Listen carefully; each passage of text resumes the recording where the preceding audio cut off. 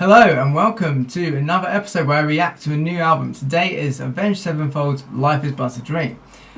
So, usually I like to give a bit of a backstory, either in the form of a DRC episode or in the form of a live vlog or something like that, where I talk about the band a bit more in depth before I make a video where I react to any of their albums.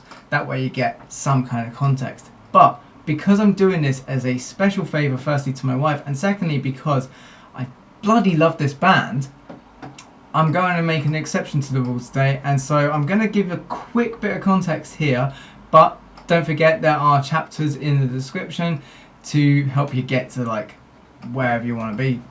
Anyway, let's kick in.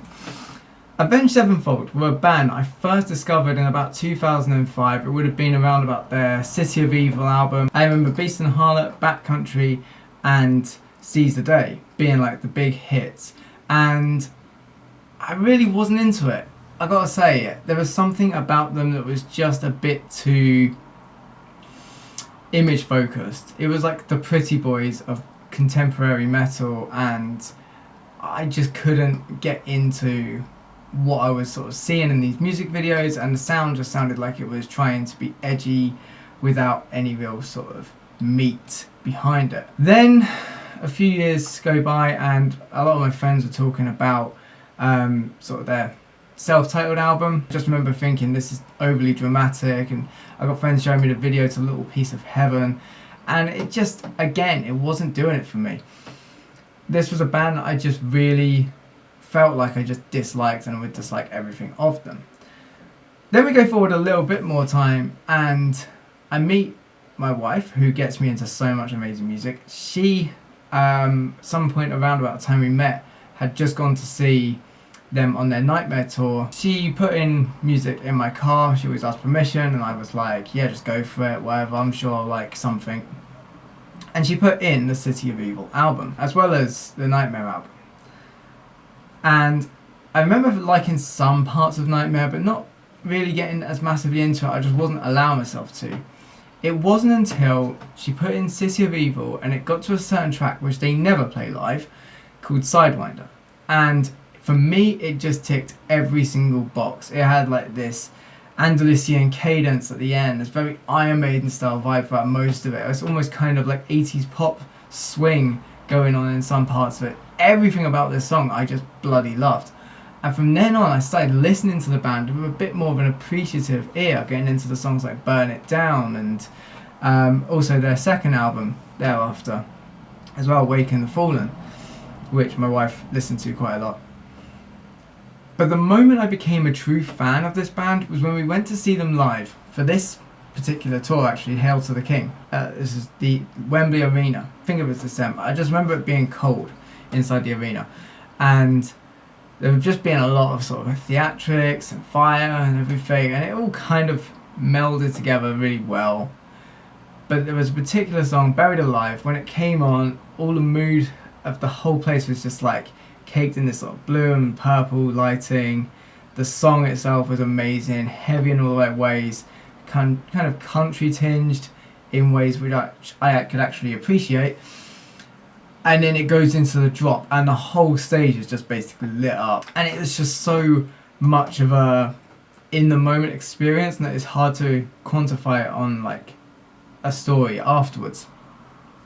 But I just remember that sort of sudden power, and actually the sudden power of the heat was that kind of far away, and the heat like reached us. It was amazing. I was too busy rocking out to even notice that apparently Zachy Vengeance was smashing up his guitar at this moment because it completely malfunctioned. That was the moment I became a true Avenged Sevenfold fan. And then in 2016 they released The Stage. Again, we go to watch it, and I've got to say The Stage is the best metal album I've ever heard. I've heard a lot of good metal albums, but The Stage for me is the one that tops it all. Literally, I don't think they're going to be able to top it. Quite frankly, I think The Stage is the best album they could ever do, and if they can get anywhere close to that with this one, well, we'll have to find out. I loved the whole concept of it. I loved the sort of emotional power of the opener and the closer, so the stage itself, and the final song, Exist. Exist for me, by the way, is a song I actually call the closer. If I'm listening to any music and Exist comes on, after Exist I can't listen to music anymore. It's just too good. Like, that's it. That's peak. That's it. Like, music cannot get more emotionally impactful for me. So yes, that's my whole story of Avenged Sevenfold, how I went from absolutely hating them at first, gradually getting into them around about Nightmare, really falling into being a massive fan of them during the Hail to the King tour, which I forgot to mention pays homage to so much of the metal that I did listen to, like the AC/DC, the Metallica, the Guns N' Roses influences. They were all there, and that was something that I could kind of gel with, probably more so than my wife could. And then they made perhaps the best metal album ever before effectively disappearing for 7 years. Not so much disappearing, but they didn't want to release this album until they knew they could tour it, and the whole COVID thing was getting in the way of that. And now I'm at a point where I'm not even sure the stage is in touching distance of Life is But a Dream. We will find out right now. First track, Game Over.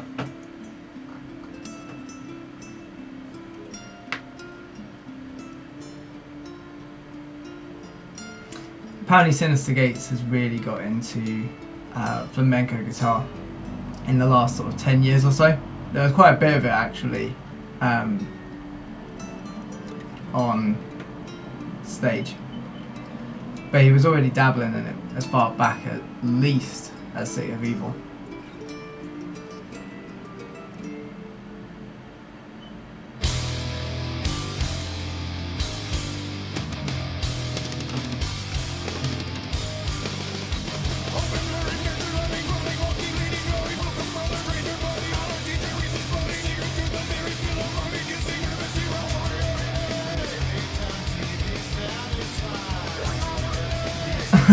The vocal here actually sounds a little bit like Serge Tankian in places.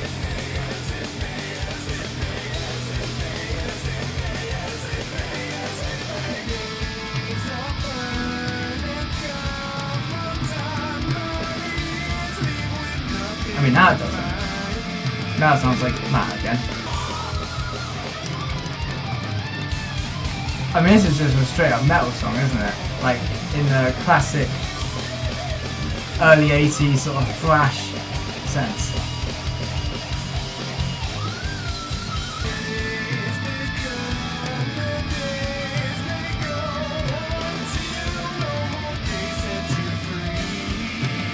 It's a good album opener.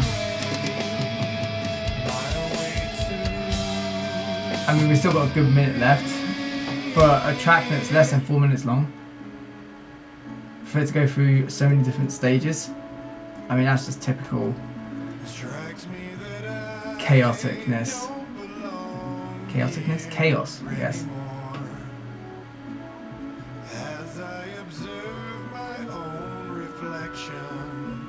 It's kind of gone into like a fairy tale type thing here. I mean, I'm expecting anything.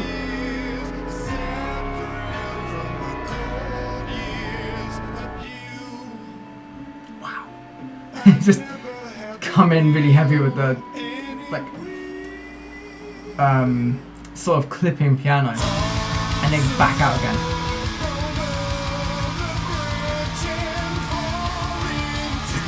Very sort of sudden cutting in and out on the mix,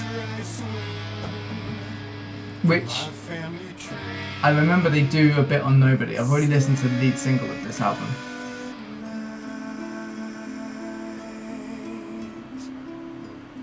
And then they got this guitar part again, which sounds a bit like Romanza.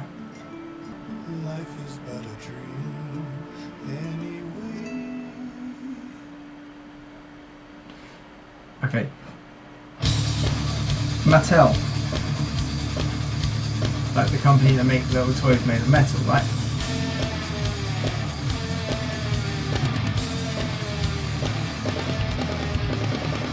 All seems as it should, but there's nobody home.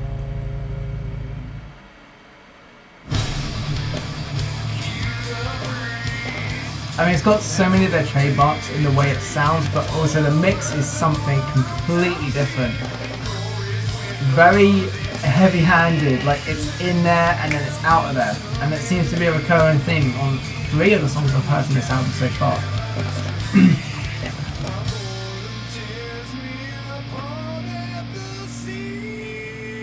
And they're not afraid to go into these quiet little piano sections.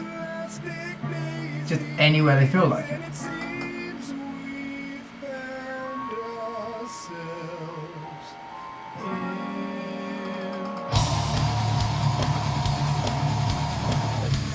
This is bonkers. Literally, this is so mental.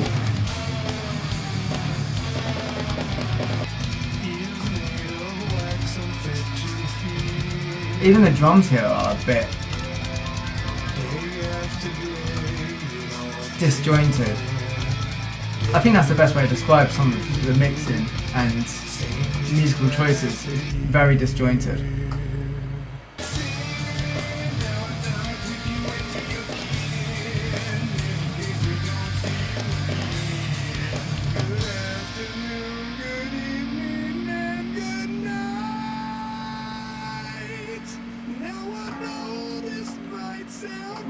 I feel like that lyric just there was the Truman Show reference.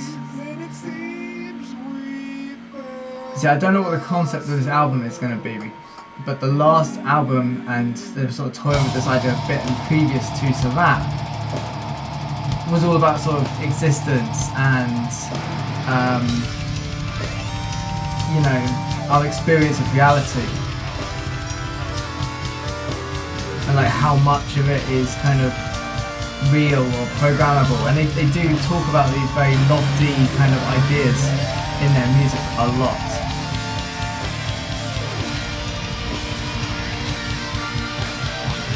I've seen a lot of articles in recent weeks where the band members are talking about their, particularly Matt, talking about their excitement at AI. At a time when the rest of us are kind of freaking out about it.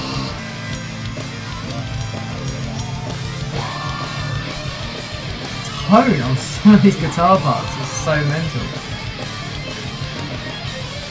So gnarly. Sounds almost square wave in parts, you know? Or sawtooth.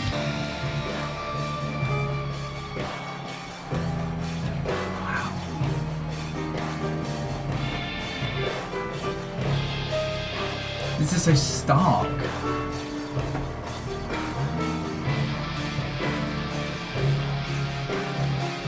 It's kind of industrial, but also really like, I mean, this is industrial. This is just mainly an industrial section with a lot of like sort of nice piano chords over it. Yeah, this is musically very interesting so far. Right, the next track. This is the lead single, Nobody.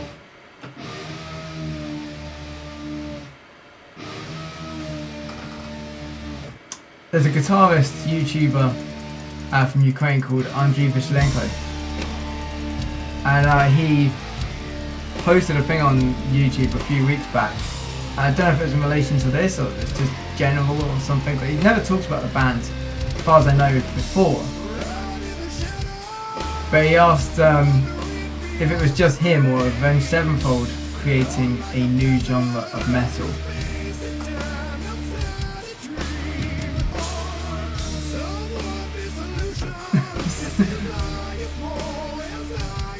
Literally just cuts out such a bold choice musically to do these kind of things where you have sudden noise and then silence like this.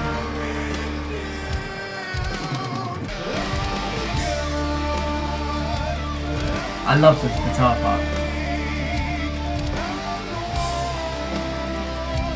Just these very grand arpeggios happening over these very stark kind of chords underneath. But again, this is typical of Avenged Sevenfold. I haven't seen anything so far that's not from... that you wouldn't find on other albums, okay, particularly the last few. Aside from the mixing is like some of the choices about how they cut sounds out and bring sounds in very suddenly. That is a very, not entirely new, but seems very specific to this album so far.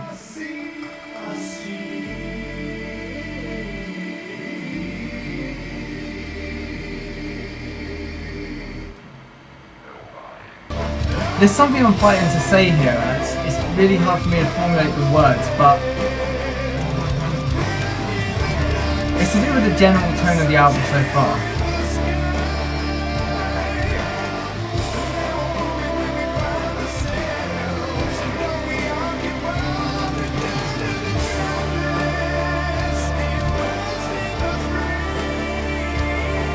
Like, it feels very,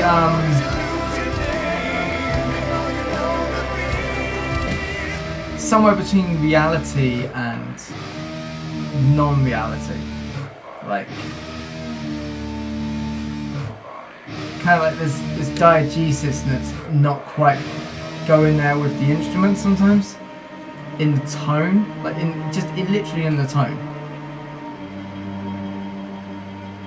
Ah, yes, this part. Johnny Quiet's getting a look in there.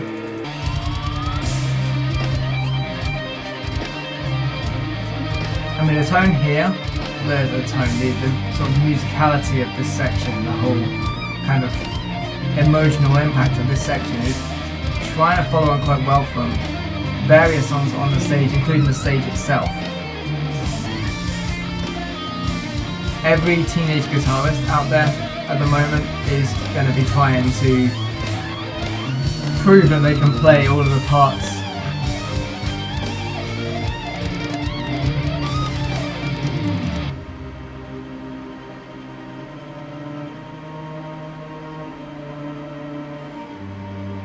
Because everyone's just trying to be Sinister Gates, aren't they? Okay, this is track 4, We Love You.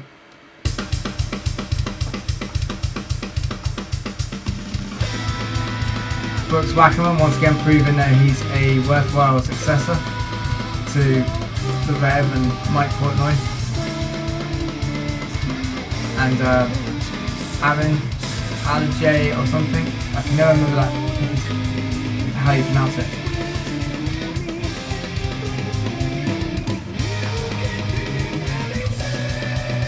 I mean, this is really okay, because that was noise. That was literally the definition of noise in terms of. Oh, I like that.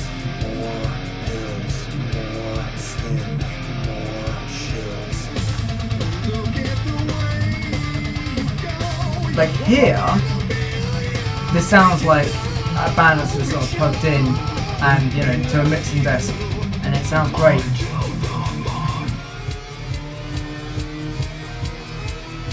But there's so many parts where it just feels very computerized. And I guess that's kind of what they might be going. I mean, it definitely is what they're going for. I mean, we've already seen in their opening track, which was less than 4 minutes long, how many sort of stages they can go through. Because eventually, at some point, Avenged Sevenfold became this brilliant prog metal band. And it's just what they do now on basically so many of their songs, having these huge different sections.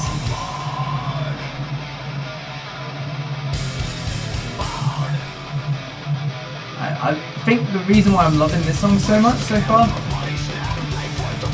is because they've lent into the thrash metal, particularly on the guitar parts.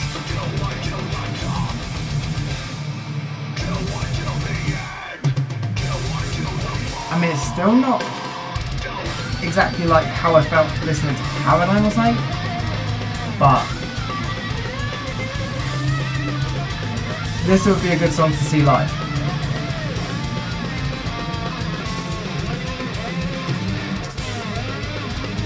That was a strange one. It's like a skip beat there.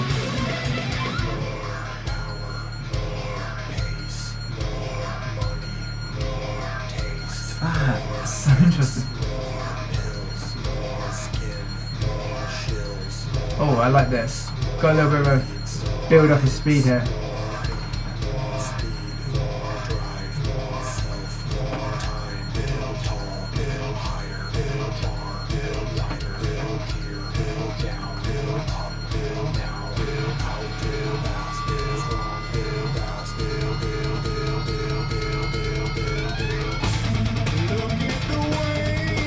Wow, that got very sort of early 2000s dance music even.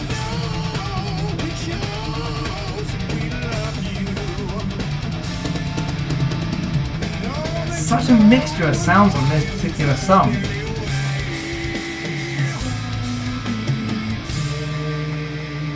Some parts I absolutely adore, like the moments of thrash metal.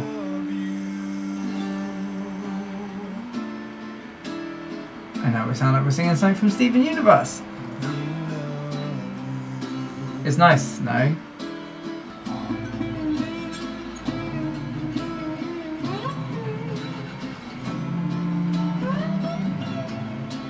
I really enjoy the slide guitar here and the sort of percussive acoustic, but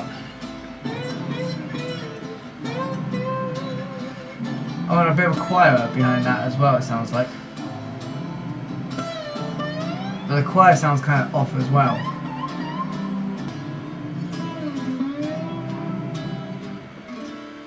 Okay, so the next track, Cosmic. And this is the longest song so far, 7.5 minutes. I mean, it's nothing compared to Exist 16 minutes.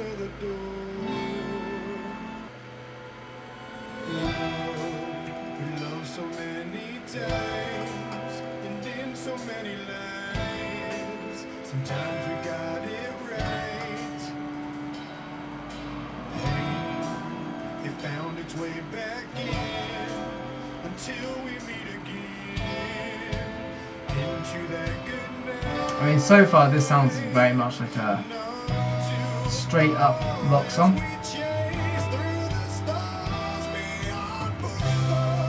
And I love Matt's voice here. I feel like I'm really able to appreciate it here a lot more. Like it's not being disguised and hidden behind layers of synthetic sounding tone. I mean, musically it's brilliant. If I'm talking about the synthetic tone in other parts of this album, that's a stylistic choice, and not saying that it's not even something that I don't like. But this is a band where the musicality is at its peak already, so you know. Oh wow.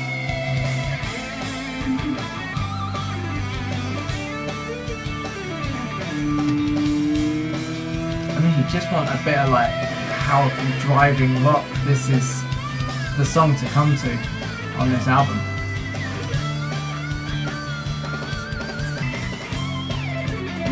Love the drums here. The drum and guitar sort of working together to just create all of this drive. This is kind of what I love in music generally.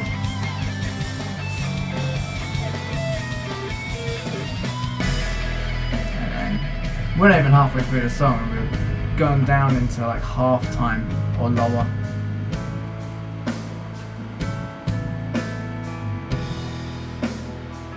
Very sort of epic piano part here. The use of horns in various parts of this album so far, so this track and Nobody in particular.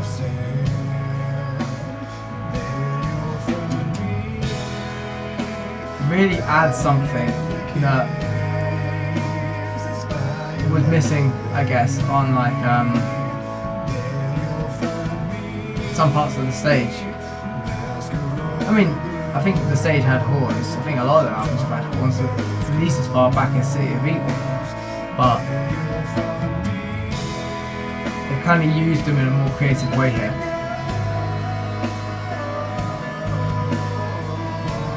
Yeah, I'm loving Matt's vocal on this song.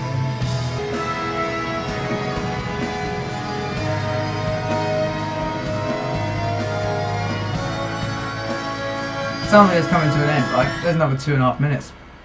Case in point. What the hell's it going to do now? Minecraft music is what it's going to do now.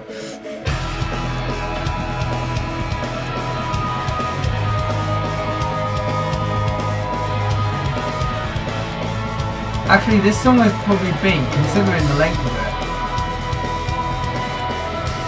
somewhat cohesive. Like, not in a negative to any other track, but like, they bounce between one idea and another so fast. Whereas here we've kind of got this very sort of driving, empowering rock thing going on. I love the drum beat, it's such a, in a way, a common drum beat. I don't seem to hear it so much these days.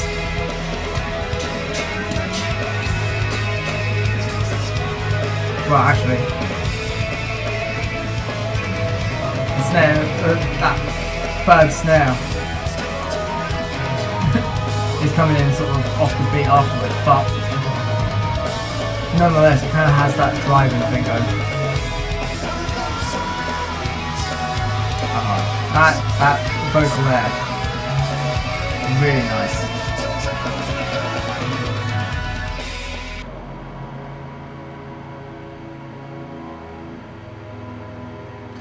Yeah, it's so far been like the most sort of cohesive in terms of its what it's trying to push musically. The next track, Beautiful Morning.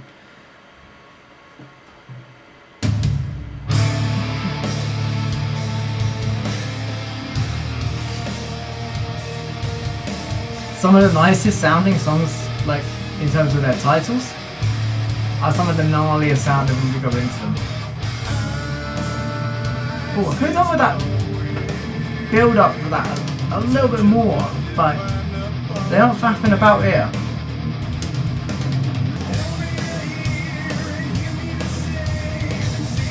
They changed the whole tempo of the song without changing the guitar part whatsoever. I love that.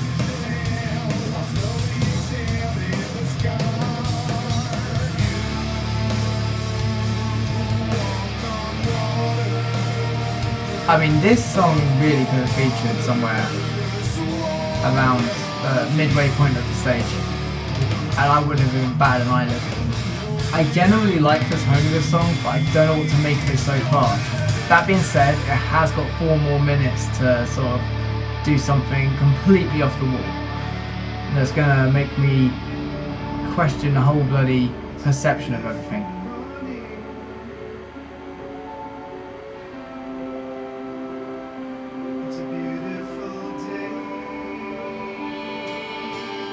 And then we go into this weird little rhythm happening underneath.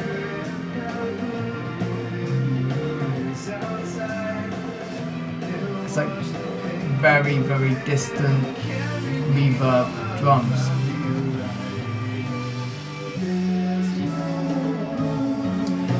I'm getting a lot of yes. I'm getting a lot of yes on this particular track, and actually in other parts of this album.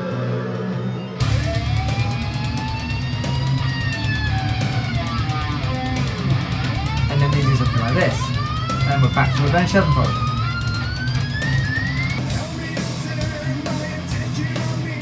Again, they do that thing where they completely change up the tempo without changing the guitar part underneath.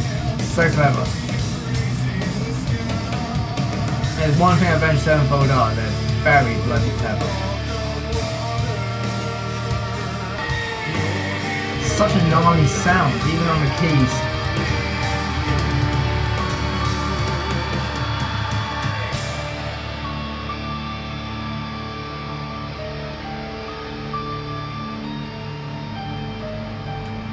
Kind of got a horror movie toy piano thing going, I guess. course we have more, a bit more fleshed out on the chords now.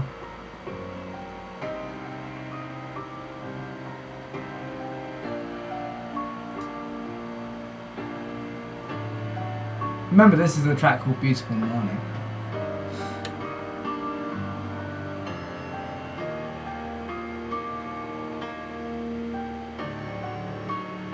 I always do such great piano parts. I think that's Sinister Gates as well, doing piano parts. It usually is. Right, our next track that we have is called Easier. And actually all of the rest of the remaining tracks are comparatively short for Avenged Sevenfold. Early Daft Punk. So this is 3 minutes 37. Kind of short for an Avenged Sevenfold track, in my experience.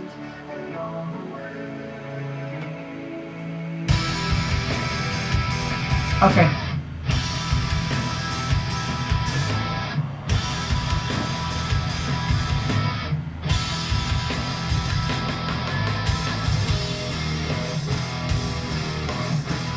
Oh, I like this bit.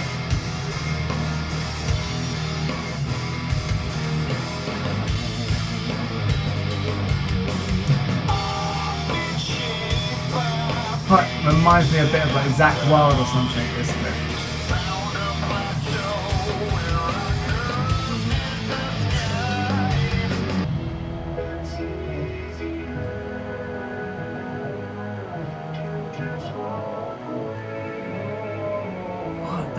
Is this song? I was just going to say on that riff in the intro we had that thing where it sort of cuts out again. It wasn't so obvious as on the earlier tracks on the album. And actually I've noticed that while I said it was something that was really defining itself as being particularly from Life is But a Dream, they haven't used it actually all that much in the last sort of 4 or 5 tracks. Well, not 5 tracks, they use it on Nobody a lot.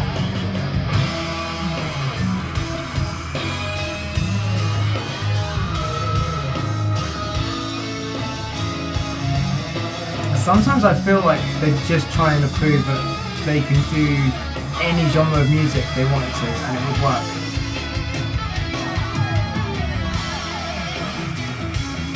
It's like video game sound effects, there's like this John Frusciante style guitar part. It's so all over the place. I love it, this part.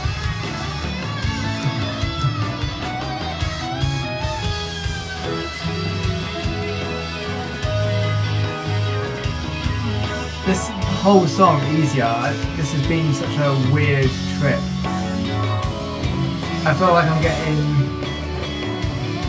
sort of Chili Peppers Daft Punk meets Zach Wild mix with a little bit of Yellow Magic Orchestra in there just for good measure.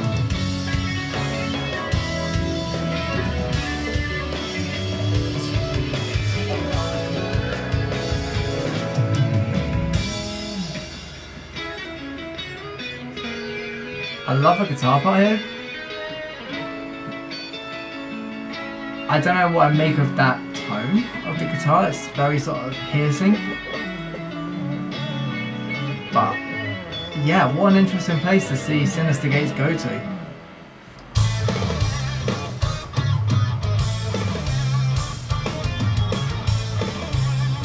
I mean, this doesn't sound like a 90s Sega video game or something. This is called G, by the way, just the letter G.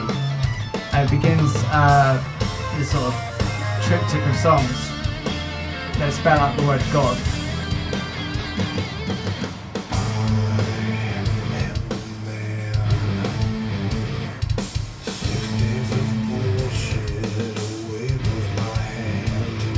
Oh. This is really 90s.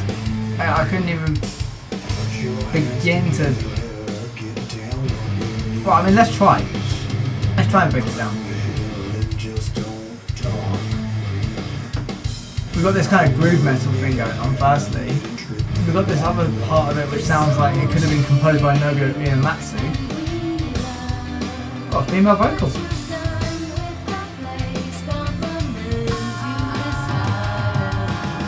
Whoa. It's funky.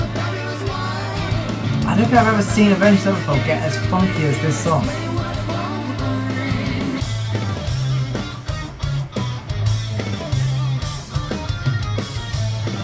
If you had told me this was an Avenged Sevenfold song, well, I mean, I would have believed you because, like, they'll do anything. But if you asked me to guess who this was, I would never have guessed. I guess. I would never have guessed Avenged Sevenfold.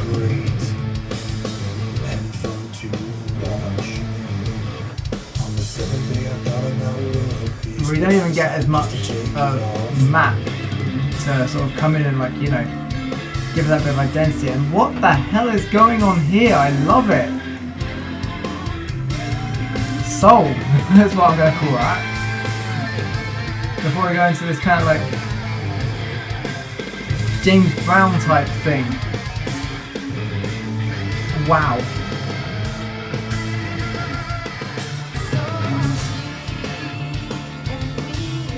I could really get on board with a whole album of just Avenged Sevenfold playing like funk. Because it works.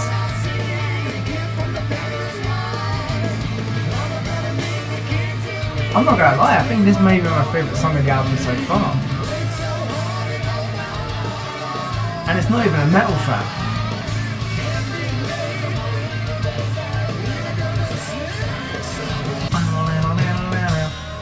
Oh. Too bad for the first try. Okay, and it goes straight into the O part triptych. Ordinary is what the track's actually called, but the O is in brackets.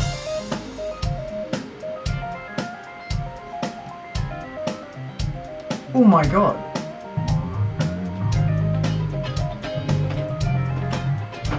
What the hell? This is so...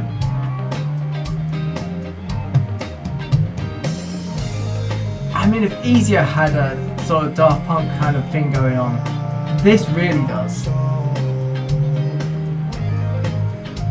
I would have just thought this came off Random Access Memories, honestly.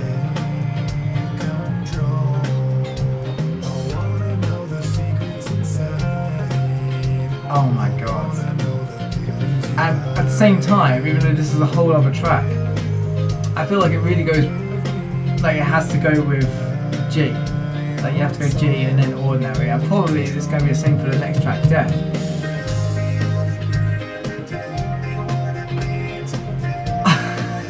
That is so... This is Avenged Sevenfold, just remember that. Proving once again that they could do absolutely anything.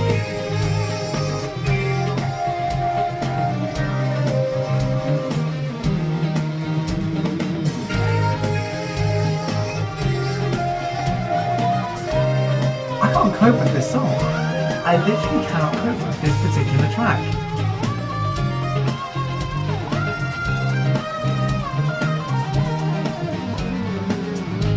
I mean, it just sounds so groovy and so amazing.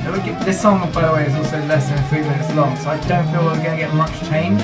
I think literally the departure from their typical sound is the change.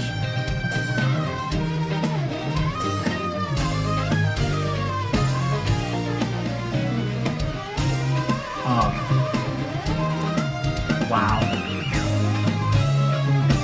I mean, is it bad that this sounds nothing like Avenged Sevenfold, and yet the last 2 tracks may be my favourite on the album? I don't know if that's just the novelty of it, or the fact that I really agree with this kind of disco funk vibe. Like, we're building into this heavier, darker thing right before we cut to the track Death, penultimate track on the album. And I have no idea what it's even going to be like. This, apparently.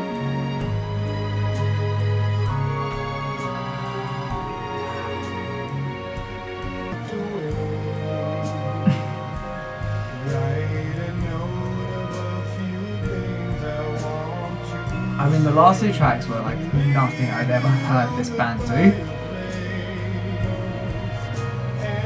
I feel like I could picture Matt singing like this a lot more. Oh, here we go. Here comes the juxtaposition.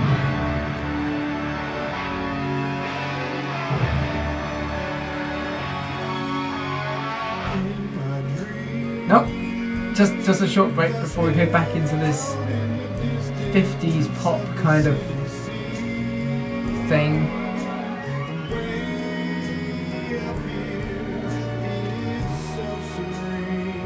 So serene, yeah, I'll say.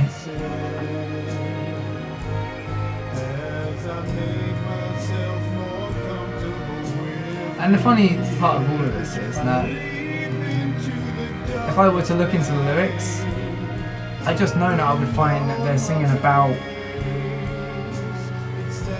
like really dark subject matter.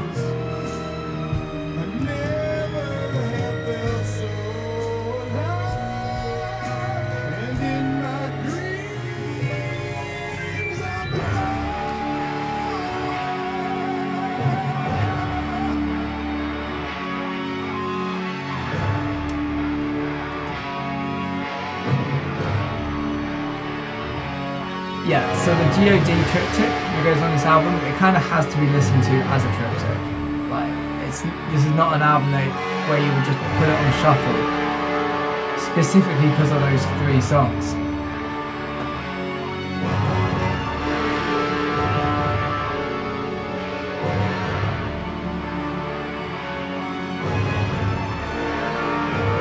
I mean, they are distinct from each other.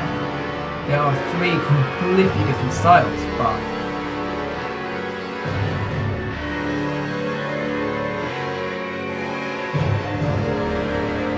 does this remind anyone else of the Tomar Banquete album I reacted to earlier this year? It does for me. But coming to the closing seconds of this track before we go into Life Is But a Dream.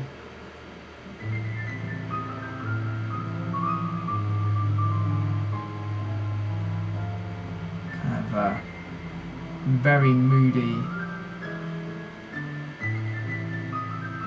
sort of waltz, dark waltz happening underneath this very film noir type piano part. Like the whole thing is just very film noir, isn't it?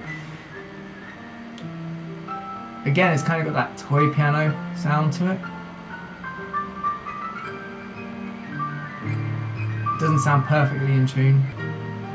I know that Avenged Sevenfold have always been known for their epic album closers, or at least as far as I've been listening to them.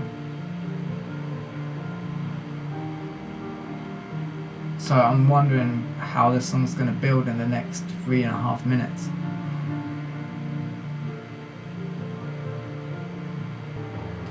I think honestly this album's going to be a bit of a grower. It's not captured my attention in the same way that the last 2 albums did. But there were moments in it that are really chaotic and lively and remind me why you should never go into listening to Avenged Sevenfold with an expectation of knowing what you're listening for. Because Andrew Vaselenko is probably right, they are trying to make their whole other genre of music within metal, it feels. And actually the last 4 tracks on this album haven't even had anything remotely metallic about them.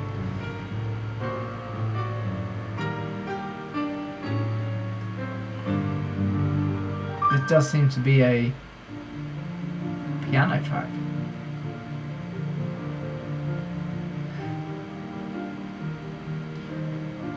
I can imagine that this will be used as either an interlude or an opener for like their tours coming up.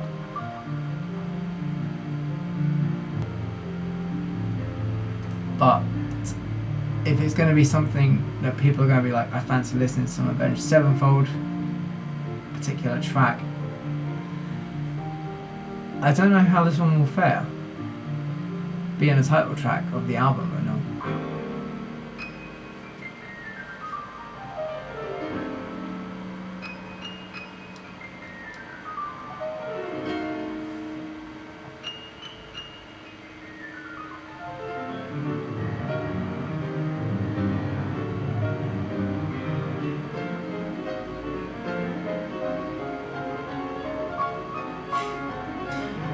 What a bonkers way to close this album. And that's it. That's how the album closes. What an interesting way to close the album. Honestly, that was... I didn't expect it to be as great, as metallic, as heavy, as emotionally rich and powerful as the stage. I said that at the beginning of this video and haven't really been proven wrong. I'm really happy to have more Avenged Sevenfold output. It's been bloody years and I'm not disappointed. Don't take this as a sign of me being disappointed at all. It's not something that I'm fallen in love with on first listen. That being said, what a ride of completely different out there things and styles. Well, thank you for joining me in listening to Avenged Sevenfold's Life is But a Dream for the first time for me personally. Let me know what you thought in the comments, particularly if you thought I missed something that I just didn't say about some of the references or some of the ideas that were going on in there. I think this album's going to be a grower, as in it hasn't won me over straight away, but there were so many moments. If you'd like to see me talk about music a bit more, particularly other people's songs and vlogging concerts, reacting to albums, etc., then feel free to subscribe to the channel. As well as for retro gaming content, still got a couple of Sega Master System games to get through. And aside from that, if you like this video, please let me know by liking it. And I'm looking forward to seeing what people have to say in the comments. Have a good one.